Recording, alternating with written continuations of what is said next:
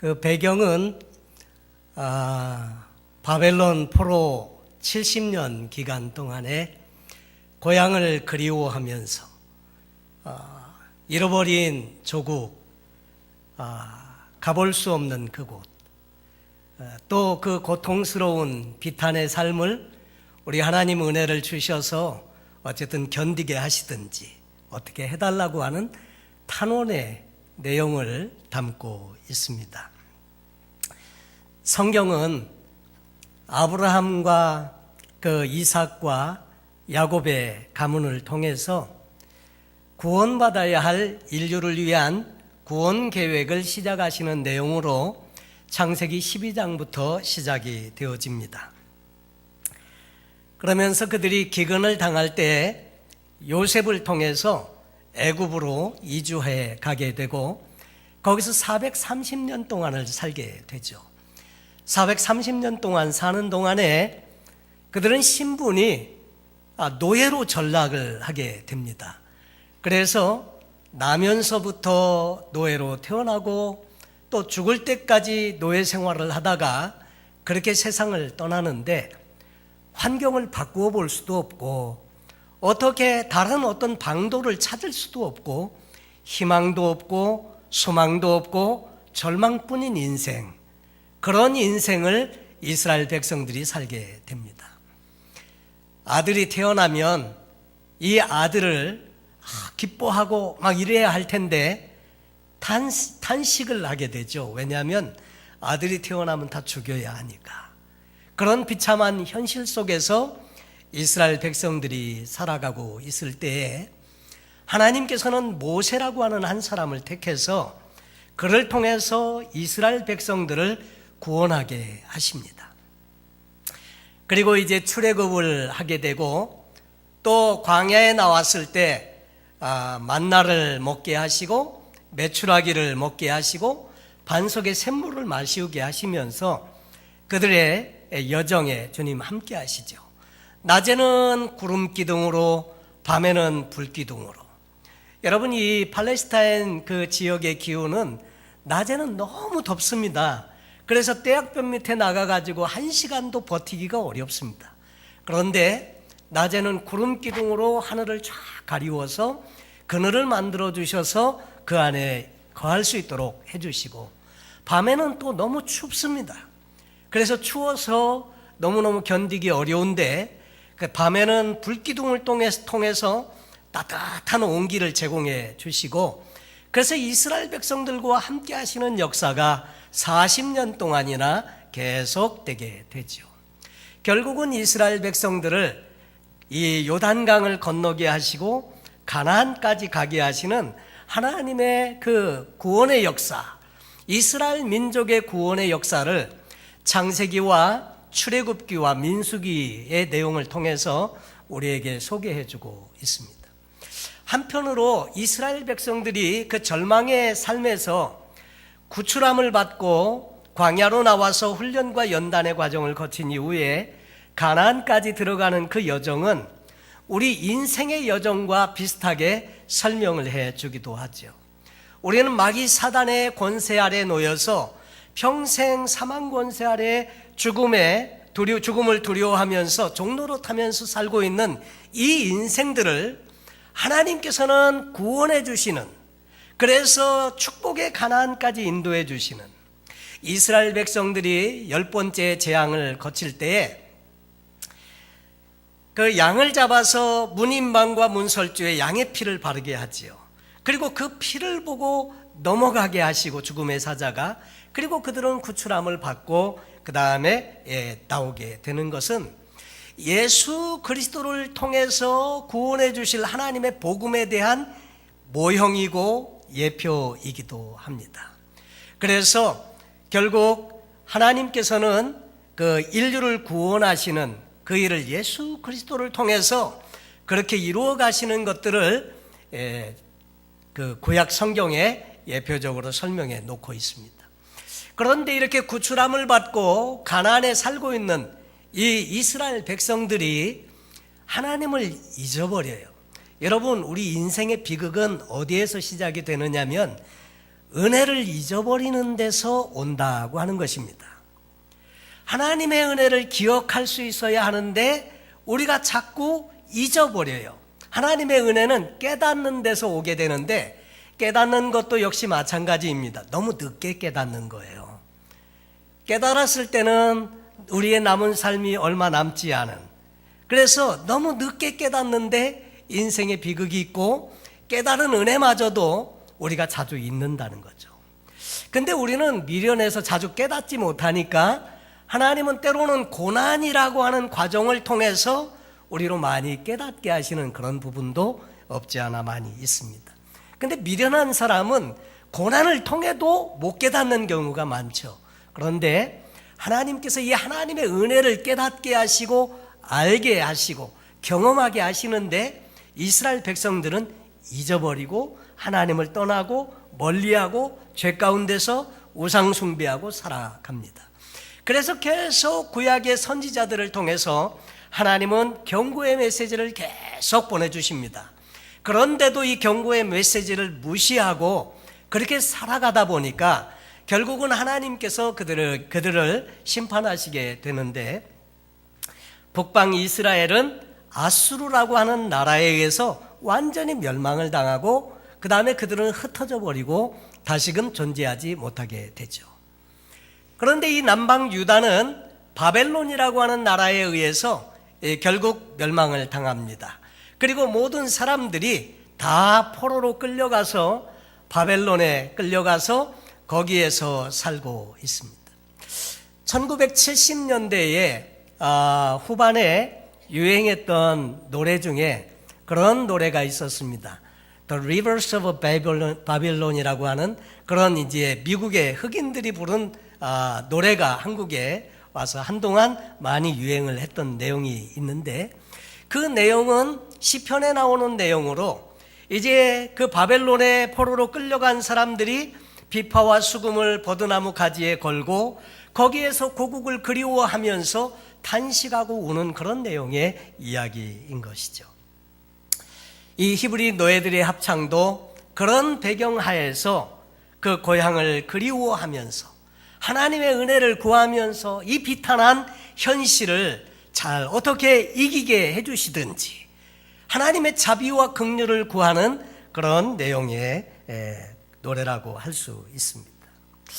여러분, 결국 그런 속에서도 하나님은 선지자들을 통해서 구원의 메시지를 전해주시죠.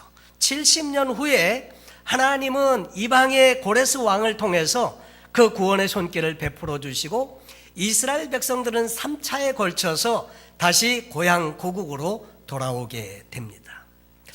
여러분, 이처럼 벗어날 수 없는 환경, 절망의 상황, 그리고 소망이 없는 그런 인생, 이런 그 가운데 있는 그들에게 하나님은 구원을 베풀어 주신다는 것이고요. 이 구원 역사가 궁극적으로 인류의 구원으로 연결이 되는데, 그것은 바로 저와 여러분의 모든 죄 가운데서 헤어날 수 없이 멸망을 향해서 갈 수밖에 없는 우리를 위해서 하나님 그분께서 하신 일은 구원을 작정하신 것이고, 그래서 그 구원의 작정을 이루시기 위해서 예수님께서 이 땅에 오신 것이고요. 그래서 지난주에 우리가 함께 살펴보신 요한복음 19장의 내용은 바로 인류의 구원을 이루어 주시기 위해서 예수님께서 이 땅에 오셔서 묵묵히 십자가의 길을 가시고 우리를 위해서 십자가에서 죽으셨다고 하는 그런 내용이었죠. 오늘 요한복음 20장에서는 그 예수님께서 죽으실 뿐만 아니라 사흘 만에 부활하셨다는 놀라운 메시지를 우리에게 전해주고 있습니다. 여러분, 이 부활신앙은 우리 신앙생활이 얼마나 중요한지 모릅니다. 여러분, 부활이 왜 중요한가 하면 예수님은 우리의 모든 죄를 담당하셨고 승리하셨다는 것이고요. 예수님의 모든 살아생전에 하신 말씀은 다 사실이라는 것을 입증해 주는 것이기 때문에 그렇습니다. 우리는 우리 스스로 약속을 해도요, 우리가 능력이 없기 때문에 지킬 수 없습니다. 그런데 예수님께서는 당신이 말씀하신 대로 죽었다가 사흘 만에 다시 살아나심으로 말미암아 그분이 하나님의 아들 되심을 친히 증거해 주셨다고 하는 거죠.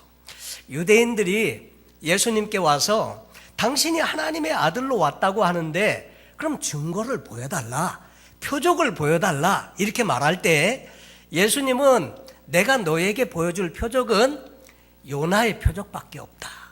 아니 무슨 표적을 보여줘도 믿지를 않으니까요. 사람이 죽었다 살아났어도 안 믿어요. 그러니까 예수님께서는 그들에게 내가 너에게 보여줄 표적은 요나의 표적밖에 없다. 요나의 표적이 무엇입니까? 물고기 뱃속에 들어갔다가 사흘 만에 다시 살아난 이야기, 그거 아닙니까? 예수님은 죽음 가운데 들어가셨다가 사흘 만에 다시 살아난다고 하는 이 말씀, 그것을 요나의 표적으로 설명해 주고 있는 것이죠. 그래서 이 요나의 표적밖에 보여줄 것이 없다. 이 부활은 그래서 너무너무 아주 중요한 신앙의 핵심적인 메시지인데, 그래서 기독교 신앙의 가장 중요한 두 가지, 그것은 뭐냐면 예수님의 십자가의 죽으심과 또 예수님의 부활, 이것입니다. 제자들은 이 부활의 소식을 증거하다가 다 목배임도 당하고 순교하고 죽임을 당해도 결국 이 부활의 메시지를 전할 수밖에 없었던 것은 이 부활 신앙이 그만큼 중요하기 때문이었다고 하는 거죠. 근데 오늘 성경 본문에 보면 예수님은 부활하셔서 그 마리아를 만나시고 제자들을 만나십니다. 그래서 이 부활을 경험한 사람들, 그 이야기들이 오늘 성경에 쓰여 있는데, 성경을 읽다 보니까 17절에 마리아에게 이런 말씀을 하세요. 예수님께서 나를 만지지 말라. 내가 아직 아버지께로 올라가지 못하였노라. 너는 내 형제들에게 가서 이르되 내가 내 아버지 곧 너희 아버지, 내 하나님 곧 너희 하나님께로 올라간다 하라. 여러분, 그 전에는 예수님의 아버지고 예수님의 하나님이셨어요. 그런데 예수님은 부활하신 다음에 마리아에게, 제자들에게 가서, 내 형제들에게 가서 이렇게 말해라. 내 아버지 곧 너희 아버지, 내 하나님 곧 너희 하나님께로 내가 올라간다 하라. 다시 말해서 그 말씀 속에는 예수님의 아버지만 아니시고요, 이제는 우리 아버지시고 예수님의 하나님만이 아니시고 그분은 우리의 하나님이시라고 하는 것을 말씀을 통해서 전해주는 내용입니다. 그리고 제자들이 모여 있을 때 문은 다 닫혔는데 예수님께서 나타나셨습니다. 그리고 예수님께서 제자들을 향해서 가운데 서셔서 말씀하시기를 너희에게 평강이 있을지어다. 여러분, 이 평강이라고 하는 것은 다른 말로 표현하면 평안이라고 하는 것입니다. 다시 말해서 두려워하고, 이제 그래서 유대인들을 두려워해서 문들을 모두 꼭꼭 닫아놓고 그 안에 모여있는 제자들인데 왜 그랬을까요? 두려우니까요. 예수님은 죽었고 이제 그 예수님을 따르던 무리라고 자기들도 어떻게 해를 당할까봐 두려워해서 다 숨어 있는 거죠. 근데 예수님께서 나타나셔서 너에게 평강이 있을지로다. 여러분, 우리 마음에도 때로는 두려움 같은 것이 있습니다. 그런데 예수님께서 나타나셔서 너에게 평강이 있을지로다.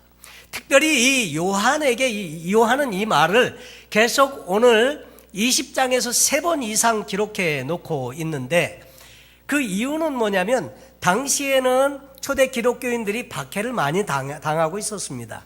그리고 두려워하고 있었고 떨고 있었는 그들이었기 때문에 예수님의 이 말씀, 너에게 평강이 있을지로다, 이 말씀은 큰 위로의 말씀이었다는 거죠. 그러면서 예수님께서 또 이렇게 말씀하십니다. 너에게 평강이 있을지어다.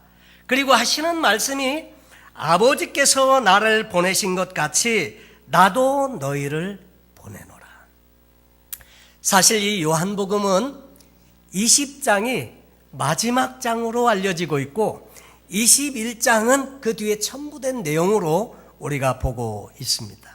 근데 이 20장 마지막에 요한복음을 마치면서 예수님께서는 제자들에게 사명이라고 하는 것을 다시 한번 확인시켜주고 있다고 하는 것입니다. 너에게 평강이 있을지어다. 아버지께서 나를 보내신 것 같이 나도 너희를 보내노라. 아버지께서 예수님을 어떻게 보내셨나요? 원래 예수님은 삼위일체 하나님이세요. 하나님과 같은 분이세요. 그래서 성경 빌립보서인가 다른 곳에 보면 이렇게 말씀이 되어져 있죠. 그는 근본 하나님과 본체시지만은 동등됨을 취할 것으로 여기지 아니하시고 오히려 자기를 비워서 종의 형체를 가져 이 땅에 내려오셨다. 성탄절이 바로 그것 아닙니까?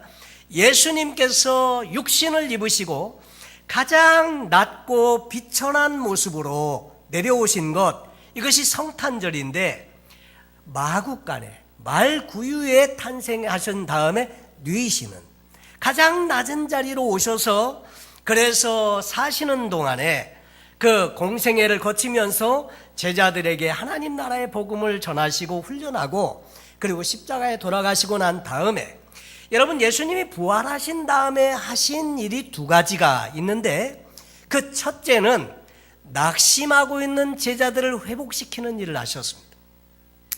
예수님이 이제 예루살렘에 들어가시면 뭔가 한 자리 큰 일을 버리시고 나면 하기 위해서 꿈에 부풀어 가지고 예수님을 쫓아갔는데 예수님은 어이없게도 하루아침에 십자가에 달려 죽으시고 그 다음에 어떻게 살아야 하는지를 모르는 막막한 가운데 있는 이 제자들 실망했고요, 상심했고요. 3년 반 동안 예수님 따라다녔는데 그러면 이제 우리는 어떻게 살아야 된다는 건가? 뭘 해야 되지? 그래 절망하고 있는 제자들 실망했죠. 그랬는데 예수님은 부활하신 다음에 이 제자들을 회복시켜주는 일들을 하십니다. 지금도 그래서 제자들에게 나타나셔서 너에게 평강이 있을지어다 그러면서 예수님께서는 그들에게 사명을 다시 한번 재확인시켜 주는데 그 내용이 뭐냐면 아버지께서 나를 보내신 것처럼 나도 너희를 보낸다고 하는 것입니다.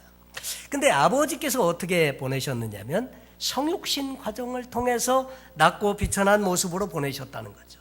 여러분 우리도 한편으로는 세상 가운데 보냄을 받은 사람이라고 하는 것을 예수님은 말씀해 주십니다. 마태복음 마지막 장 마지막 절에도 그렇게 말씀하고 계시죠.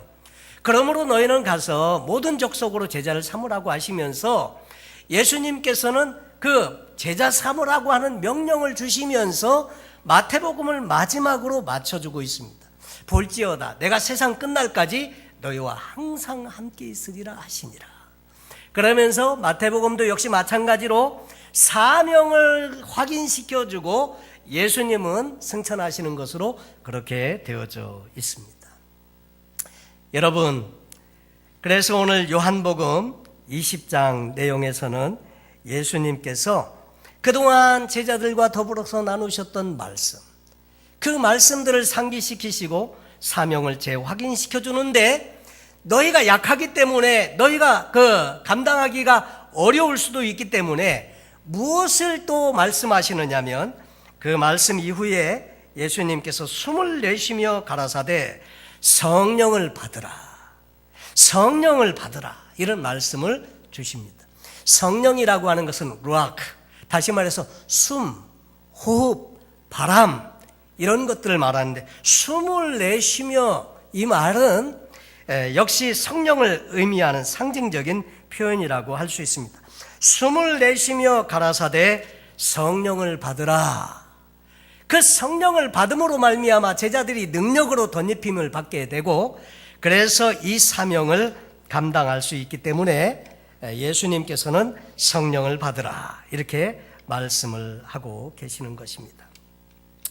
여러분 그래서 이 제자의 사명은 주님의 전하신 이 복음을 전하는 것인데 사도 바울도 죽음을 앞둔 시점에서 믿음의 아들 디모데에게 편지를 하면서 이렇게 말씀을 합니다.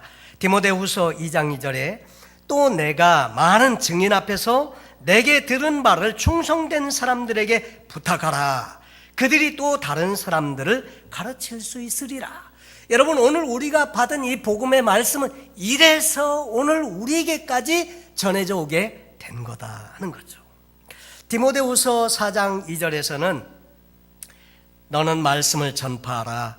때를 얻든지 못 얻든지 항상 힘쓰라. 범사에 오래 참음과 가르침으로 경책하며 경계하며 권하라. 여러분, 이 말씀은요, 초대교회 당시에 가장 중요한 신앙인들의 사명이었다고 하는 것입니다. 여전히 지금도 마찬가지입니다. 요한복음에서 사도 요한은 요한복음을 마치는 시점에서 예수님께서 남겨주신 이 사명을 다시 한번 재확인시켜 주고 있습니다. 때로는 우리가 잊고 지내는 이 사명, 때로는 또 마음이 불편해서 일부러 외면해버리고 싶은 그런 메시지일 수도 있지만, 주님은 이 놀라운 것을 우리에게 맡겨주셨는데 부담이기도 하지만 사실 이것은 특권이다 하는 거죠. 여러분, 얼마나 귀한 것인지, 여러분, 이 예수 그리스도가 얼마나 귀한 분이신지, 우리가 받은 이 복음이 얼마나 귀한 것인지, 우리가 이 가치를 잘 모르면 이 말씀이 부담이 될 수도 있지만, 사실 그 가치를 알게 되면 얼마나 그것이 은혜이고 감사한 일인지를 알게 되죠. 그래서 오늘 성경 본문에서는 보면 그 말씀을 우리에게 맡겨주시면서 이렇게 말씀을 해주고 있습니다. 23절에 너희가 누구의 죄든지 사하면 사하여질 것이요 누구의 죄든지 그대로 두면 그대로 있으리라. 다시 말해서 복음을 전하는 삶의 현장에 하나님의 통치가 이루어지게 되고 하나님의 나라가 임하게 된다는 것을 말씀해 주시는 것입니다. 그러면서 이 요한은 요한복음을 기록한 목적, 그것을 마지막으로 30절과 31절에 이렇게 설명을 해주고 있습니다. 예수께서 제자들 앞에서 이 책에 기록되지 아니한 다른 표적도 많이 행하였으나 오직 이것을 기록함은 너희로 예수께서 하나님의 아들 그리스도이심을 믿게 하려 함이요. 여러분, 요한복음을 기록한 목적은 그 복음의 내용을 통해서 예수님이 하나님의 아들 그리스도, 기름 부음을 받은 자, 다시 말해서 메시아, 그분으로 이 땅에 오신 분임을 믿게 하려 하며 또 너희로 믿고 그 이름을 힘입어 생명을 얻게 하려 함이니라. 다시 말해서 요한복음을 기록한 목적이 뭐라고요? 저와 여러분에게 생명을 주시기 위해서. 여러분, 그래서 이 복음은 참 너무나도 귀하고 가치가 있는 것입니다. 그러나 가치를 잘 모르면 이 예수 그리스도를 마음껏 누리지 못하죠. 이번에도 우리 가족 모임을 함께 가지면서 이야기 나누다가 옛날 저희 집사람이 보이차 버린 이야기가 또 나왔었습니다. 보이차는 중국의 명차로 알려져 있죠. 이게 둥그렇고 오래 이렇게 발효 티여서 다른 티는 시간이 오래 지나면 썩어서 없어져 버려요. 근데 보이차는 오래될수록 비싸답니다. 그래서 차마고도라는 다큐멘터리를 보다 보니까 월남에서 중국에서 이 보이차 100년 된 것을 가지고 들어가면서 축제를 벌이는데 보이차가 100년이 됐어요. 그랬는데 그 값이 얼마인고 했더니 10만 불이에요. 보이차 하나 요만한 거. 근데 저희 누이가 중국을 갔다 오면서 보이차를 하나 사가지고 저에게 선물로 주었었던 적이 있습니다. 그래 보니까 안에가 이렇게 둥그렇게 차가 이렇게 되어져 있고, 그 다음에 그것을 이렇게 노란색, 이렇게 투명한, 반투명한 봉지로 싸고, 거기에다 빨간 도장 같은 걸 이렇게 막 찍어 놨어요. 그리고 한문으로 글씨가 막 이렇게 써져 있고, 다 이렇게. 그래서 이걸 어떻게 먹는지 도대체 이 티인 거는 이야기는 들어서 알겠는데, 어떻게 먹는지를 모르겠는 거예요. 그래서 이걸 갖다가 거의 잘 보관해 놨죠. 근데 모르고 잊고 지내다가 그 차마고도라는 다큐멘터리를 보니까 이 보이차가 되게 비싸고 좋은 거더라고요. 그래서 그거를 찾아봤습니다. 근데 아무리 찾아도 이게 없는 거예요. 그래서 아내에게 물어봤죠. 이게 어디 갔냐고, 혹시 본 적 있냐고. 그랬더니 말을 잘 안 해요. 그러더니 나중에 자꾸 이렇게 따져 물으니까 할 수 없이 입을 열었는데 버렸다는 거예요. 아니, 그게 좋은 거라는데 이거 버렸냐고. 그랬더니 안에 열어보니까 시커멓고 한문으로 이렇게 막 써있고 그런데, 오래돼가지고, 너무 오래돼가지고 색깔이 누렇고 봉지가 그렇다는 거예요. 그럼 오래될수록 비싼 거라는데, 그래가지고 이걸 어디다 쓰나, 그리고 버렸다는 거예요. 그 이후에 중국에 한번 갔더니요, 그냥 오래되지 않은 새 보이차 요만한 봉지들은 요 하나도 100불이에요. 뭐 100불 너무 싼가요? 근데 가치를 모르면요, 가치를 모르면 이렇게 버린단 말이죠. 우리가 소유한 예수, 우리가 소유한 이 복음, 이것은 너무 귀한 것입니다. 이것을 우리에게 맡겼다는 것은요, 이게 엄청난 특권 아닙니까? 그래서 예수님은 제자들을, 낙심해 있는 제자들을 다시 회복시켜서 이 사명을 다시 한번 깨닫게 하시고, 그리고 이 요한복음을 마치고 있다고 하는 거죠. 너에게 평강이 있을지어다. 아버지께서 나를 보내신 것 같이 나도 너희를 보내노라. 그러면서 성령을 받으라, 이렇게 또 분부해 주고 계십니다. 사랑하는 성도 여러분, 우리는 지난 주간에 추수감사절 절기를 보내셨는데 정말 감사한 것 중에 가장 최고의 감사는 구원 때문에 감사한 거고요, 이 복음을 알게 해주신 것이 감사하고요, 이 복음을 깨닫게 해주신 것이 감사하고, 이 복음을 우리에게 또한 맡겨주셨다는 것이 너무 감사하고요. 그래서 남은 우리의 인생은 어떻게 살아야 할까?